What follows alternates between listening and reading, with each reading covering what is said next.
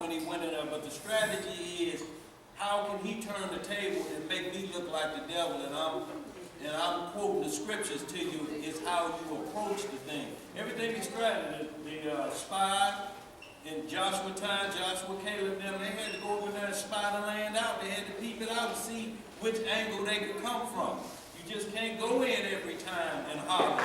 Look like I see pumpkins around here, jack-o'-lanterns.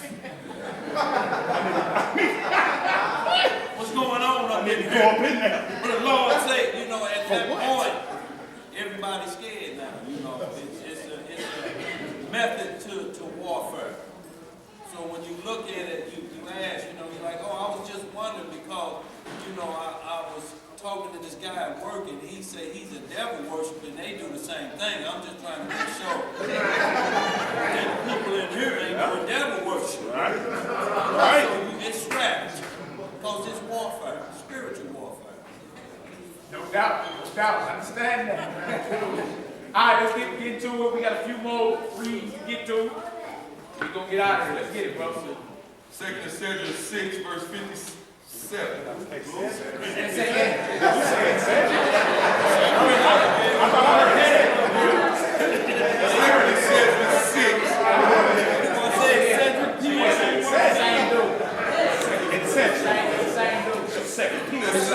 That might be like a nurse.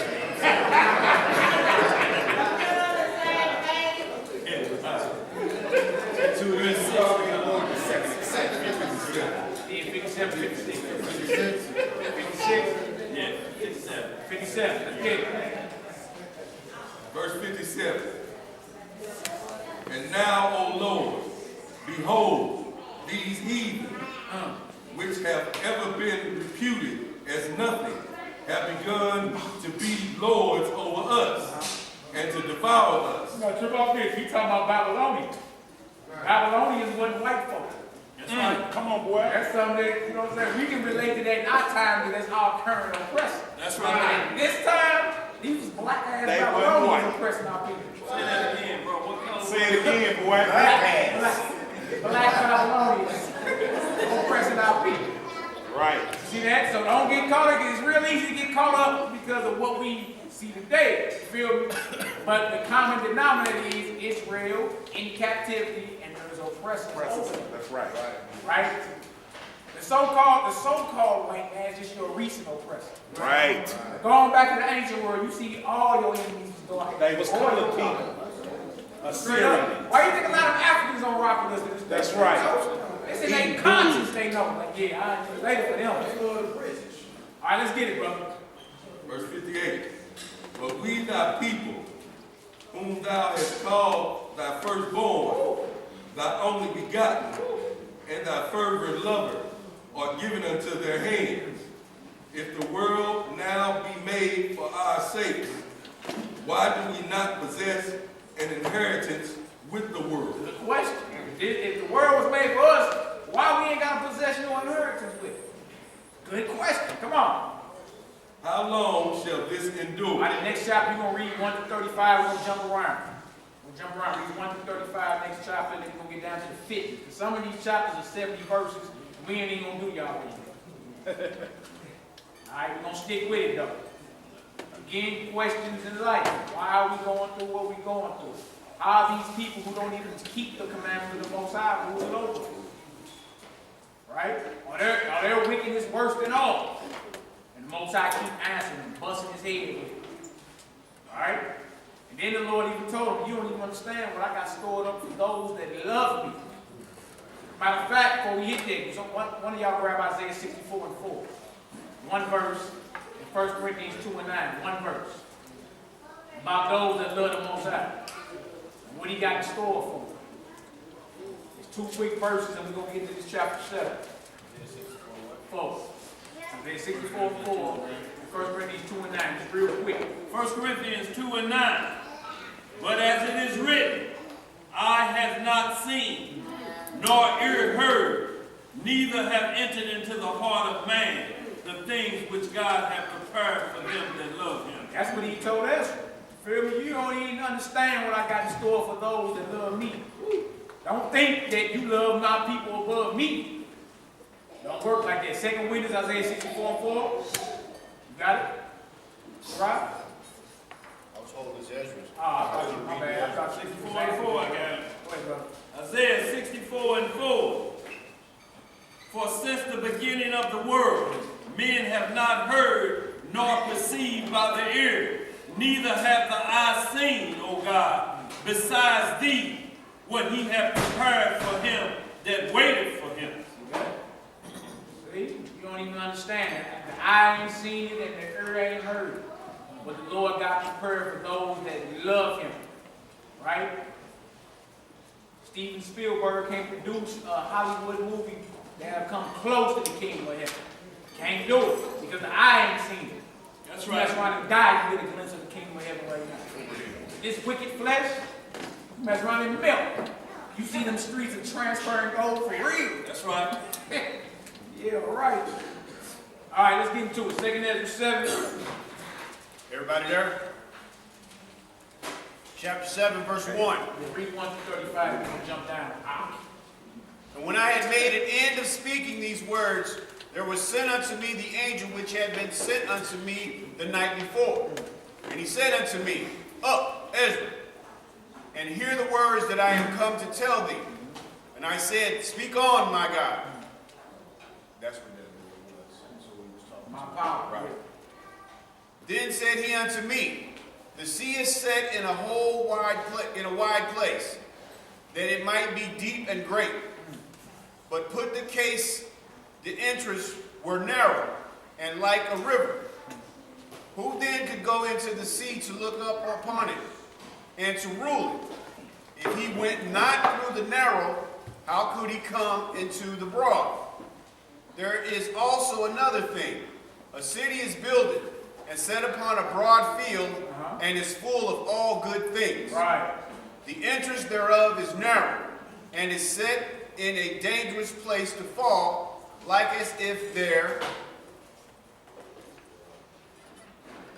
were a fire on the right hand, and on the left a deep water. See the vision he's showing them a city. Look at it like the New Jerusalem. All right? It's a very thin path there. On the right is fire, on the left is water. Very thin path. Right? Matthew 7 says the road to the kingdom is what? Narrow. Road. So we see right here in Ezra, he's doing the same thing. Christ was quoting the apostle. Come on, bro. And one only path between them both, even between the fire and the water, so small that there could not but one man go there at once. So it's a single file line. To get into this city, the path is so narrow, fire on the right hand, water on the left, and only one person will walk on this path at a time. It will have to be a single file line to get there. All right, come on, brother.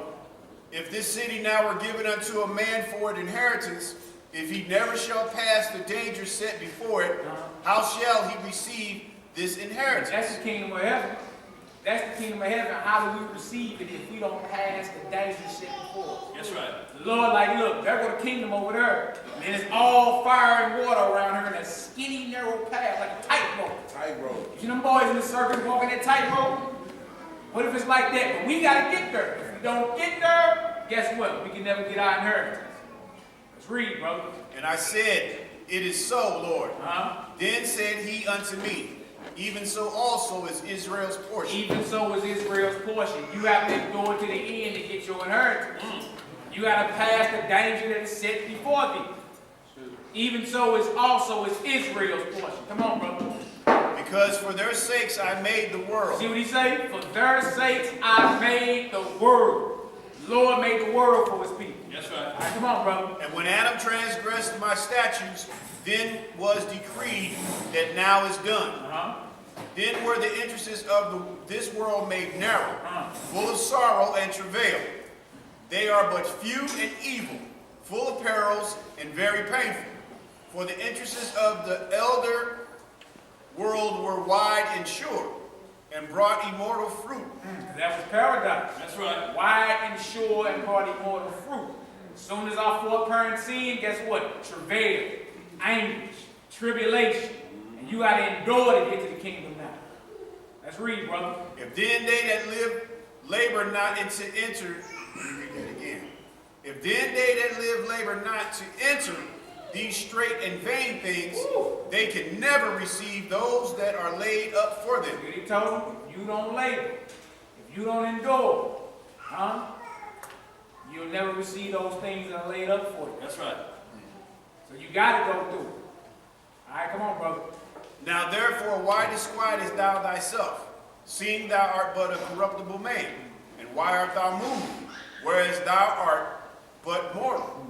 Why hast thou not considered in thy mind these things that is to come, rather than which is present? Why you ain't considering about the things that's coming than what you're going through right now? That's right. All right, come on. Then answered I and said, O Lord that bearest rule, thou hast ordained in thy law that the righteous should inherit these things, but that the ungodly should perish. Yeah, come on. Nevertheless, the righteous shall suffer straight things, and hope for why. For they that have done wickedly have suffered the straight things, and yet shall not see the why. And he said unto me, there is no judge above God, Right out. and none that hath understanding above the highest. Come on. For there be many that perish in this life. Hold on. A few that perish. Many. Come on. For there be many that perish in this life, because they despise the law of God that is set before them. See what the Bible say? Many perish. Many die. You know why it's all travail? People dying left and right. The scripture tell you many die. Many die because they despise the law of God that is set before them. Let's read, brother. For God hath given straight commandment to such as came. Nah, a crooked commandment. Straight commandment to such as came, what they should do to live, Right. even as they came, and what they should observe to avoid punishment. That's mercy right there. That's a fair God, ain't it? Yeah, He tells you what you need to do to live. That's right. And what you need to do to avoid punishment. It ain't like he ain't put the rules out there for you. He told you what it was. So then when the punishment comes, it's like, oh no, that's not fair. I mean, that's not fair. Let's read, brother. Nevertheless, they were not obedient unto him, but spake against him, and imagined vain things, and deceived themselves by their wicked deeds, and said of the Most High, that he is not, and knew not his ways. Now we hear that today, everybody atheist today, huh? Man, Stephen Hawkins just came Man, back it and is said it again. it is a straight movement of them cats out here. That's right.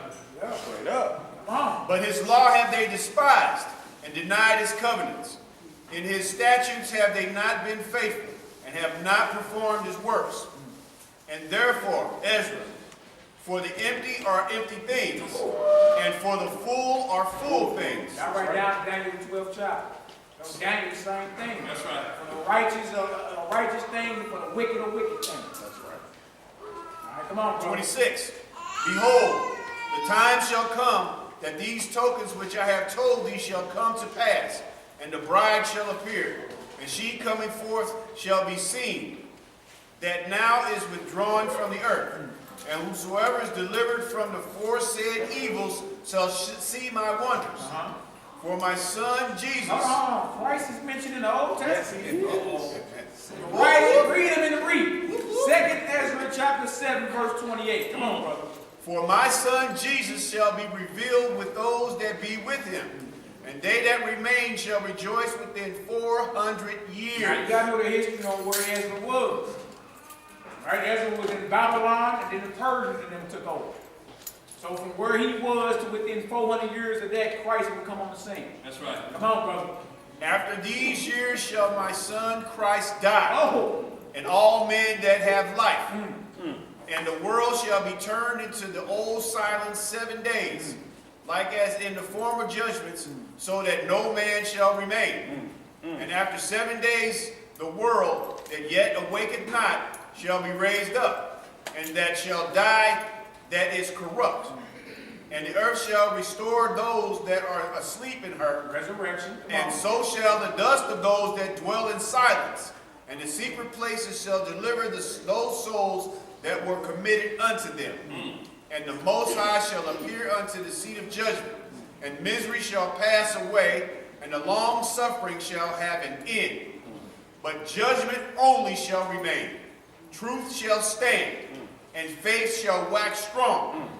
And the work shall follow, and the reward shall be showed, And the good deeds shall be of force, and wicked deeds shall bear no rule. All right, jump down for me for time's sake. Jump on down to verse 50.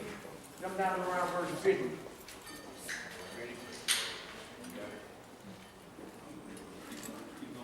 Verse 50. And that there is promised us an everlasting hope, whereas ourselves being most wicked are made vain. Let me read that again as a question. And that there is promised us an everlasting hope, whereas ourselves being most wicked are made vain, and that there are laid up for us dwellings of health and safety. And that there are laid up for us what? Dwellings of health and safety, whereas we have lived wickedly. And that the glory of the Most High is kept to defend them which have led a weary life. Whereas we have walked in the most wicked ways of all. And that there should be showed a paradise, whose fruit endureth forever, where it is security and medicine, since we shall not enter into it. For we have walked in unpleasant places. And that the faces of them which have used abstinence shall shine above the stars, whereas our faces shall be blacker than darkness. For while we live and committed iniquity, we consider not that we should begin to suffer for it after death. That's what I want right there. While we live and committed iniquity, it didn't register in your mind that you got to suffer for that. You got to answer for that after death. Come on, brother. Then answered he me, and said, This is the condition of the battle, which man that is born upon the earth shall fight. See, you're going to fight that. You're going to fight that battle between righteousness and wicked. That's right. Good and evil. All right, come on. That if he be overcome, he shall suffer as thou hast said. Right. But if he get the victory, he shall receive the thing that I say. So, hey, bang to get your victory. Fight to get your victory. Come on, brother. For this is the life whereof Moses spake unto the people while he lived, saying, Choose thee life, that thou mayest live.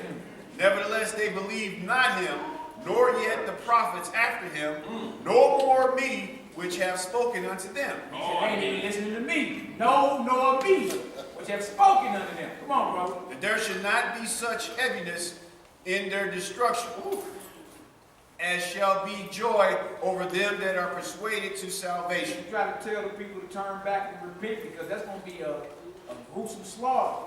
The Lord ended the judgment. That's right. The whole thing is to warn people. You know what I'm saying? In 2 Corinthians 5, 10 through 11, knowing the terror of God will persuade people. Meaning to turn back from your wickedness.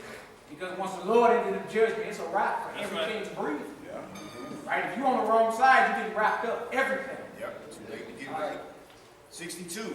I answered then and said, I know, Lord, that the Most High is called merciful, in that he hath mercy upon them which are not yet come into the world, and upon those also that turn to his law, and that he is patient, and long suffereth those that have sinned as his creatures, and that he is bountiful, for he is ready to give where it needeth, and that he is of great mercy, for he multiplieth more and more mercies to them that are present, and that are past, and also to them which are to come.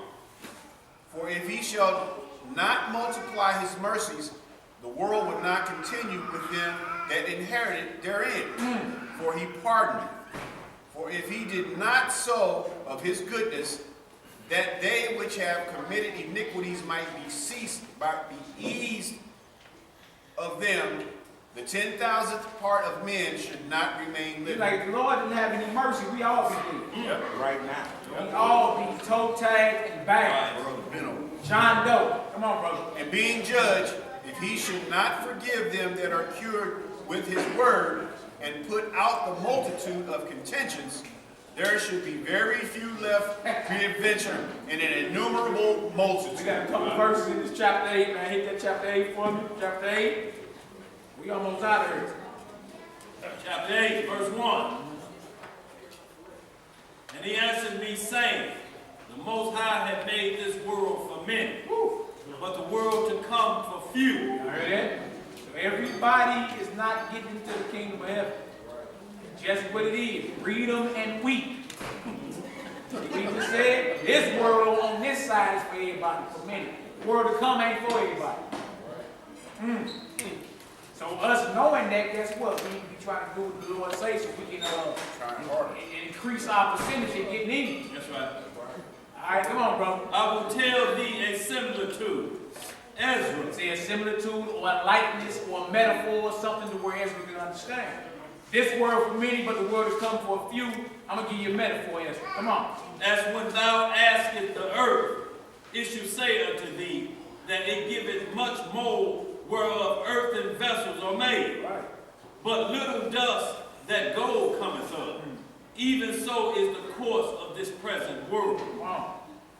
There be many created, but few shall be saved. There it go again. Many created. God made everybody. Yeah, he did. Many are created, but he only saved a few. Only a few shall be saved. Come on, brother. So answered I and said, swallow then down, O my soul, understanding, and devour You wisdom. see what Ezra say? He said, "There's only going to be a few that saved. Let me devour and choke on wisdom and understanding." See what he says? Swallow then down, O my soul, understanding and devour wisdom. Because only a few get in.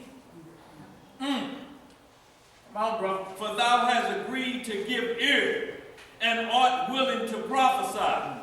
For thou hast no longer space than only to live. O Lord, if thou suffer not thy servant, that we may pray before thee, and thou give us seed unto our heart, and culture to our understanding, that there may come fruit of it, how shall each man live that is corrupt, who beareth the place of a man? For thou art alone, and we are all one workmanship of thine hand, like as thou hast said. For when the body is fashioned now in the mother's womb, and thou givest its members, thy creature is preserved in fire and water. And 9 months does thy workmanship endure thy creature, which is created in her. But that which keepeth and is kept shall both be preserved. And when the time cometh, the womb preserved delivereth up the things that grew in it. For thou hast commanded out of the parts of the body, that is to say, out of the breast, milk to be given, which is the fruit of the breast, that the things which is fashioned may be nourished for a time, till thou disposest it to thy mercy. Thou bringest it up with thy righteousness, and nurturest it in thy law, and reformeth it with thy judgment. And thou shalt mortify it as thy creature, and quicken it as thy work. If therefore shalt thou destroy him which with so great labor was fashioned, it is an easy thing to be ordained by thy command, that the thing which was made might be preserved. See what he said? Verse 14, he said, if therefore you shall destroy him, which with so great labor was fashioned. Lord, you worked hard at creating all these people. Right? It is an easy thing to be ordained by thy commandment. That's right. That the thing which was made might be preserved. When you preserve, keep the commandments of the Most High. That's right. Because it's an easy thing for the Lord to destroy you, and he took time making you. But hey, he'll get you up out of here if you're not trying to keep his commandments. You want to be preserved, keep the instructions and rules of the Lord. It's an easy thing. As we say, it is an easy thing to be ordained by thy commandment. That the thing which was made might be preserved. Come on, brother. Now therefore, Lord, I will speak touching man in general. Thou knowest best.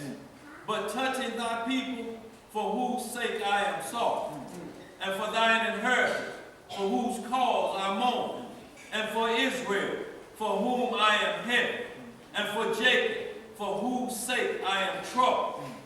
Therefore I begin to pray before thee for myself and for them. For I see the falls of us that dwell in the land. Righteous brother, he said, I pray for myself and for my people. Yep.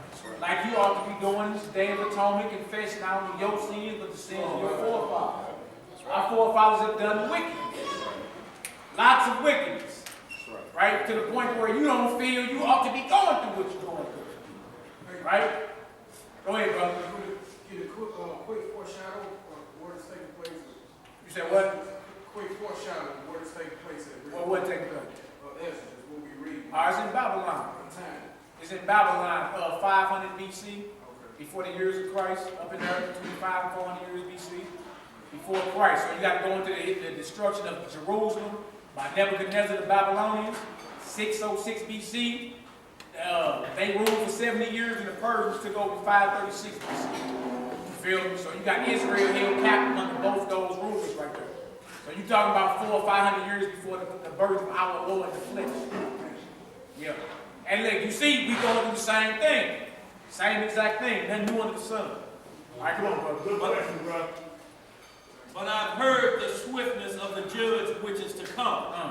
Therefore, hear my voice and understand my words, and I shall speak before thee. This is the beginning of the words of Ezra, before he was taken up. And I said, O Lord, thou that dwellest in everlasting, which beholdest from above things in the heaven and in the earth, whose throne is inestimable. Good word. Yeah, right? Good word there, Papa.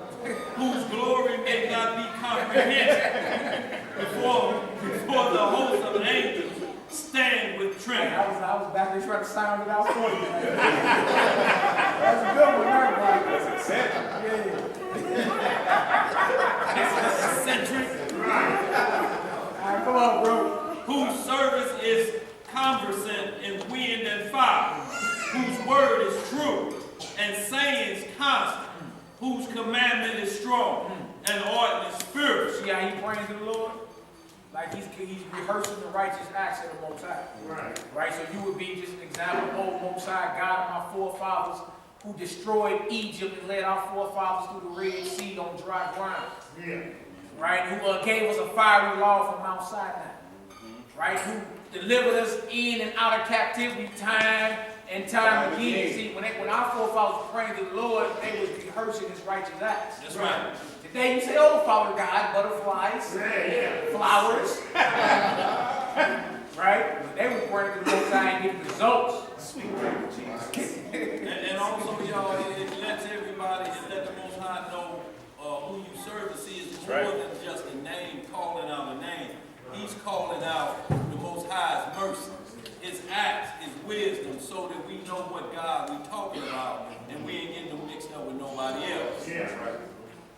Verse 23. This is how they call him his name. That's right. Satan also, when he listening. Whose look drives up the depths, and indignation maketh the mountains to melt away, which the truth witnesseth. O hear the prayer of thy servant, and give ear to the petition of thy creature. For while I live, I will speak, and so long as I have understanding, I will answer. O look not upon the sins of thy people, but on them which serve thee in truth. All right, come on. Regard not the wicked inventions of the heathen, Like the nuclear bombs. Right? Come on. but the desire of those that keep thy testimonies in affliction. See what he asking the Lord? Look on those that actually serving you. Right. Right? Trying their best to get it right. That's right. All right, come on, brother. Think not upon those that have walked vainly before thee, but remember them which according to thy will have known thy fear. Let it not be thy will to destroy them which have lived like beasts, but to look upon them that have clearly taught thy law. Right. Now, also, y'all write down John 17:9. Messiah himself. I pray for them. I don't pray for the world. But for those you gave me, I pray for they are yours. Right? John 17:9. Ezra saying the same thing where look upon those that serving you. Yeah. That's down for what you're talking about. Yeah. Come on, bro. Take thou no indignation at them which are deemed worse than beasts, but love them that always put their trust in thy righteousness and glory. For we and our fathers do language of such disease. But because of us sinners, thou shalt be called merciful. For if thou hast a desire to have mercy upon us, thou shalt be called merciful. To us namely, that have no works of righteousness. And look, the angel told him he was good early, man. You've been righteous since your youth. And he putting it out there, letting it be known, like, look, man, I'm with you. Paul did the same thing. I'm the chief of Chief sinners. sinner, that's right. Right? In other words, he taking the humble route and not getting puffed up. Right. Lord, look at all the work I done did. Lord, I've been hitting the streets. I've been teaching for 20 years. I know you're going to let me in, Lord. You better not come to the Lord like that. That's right. You better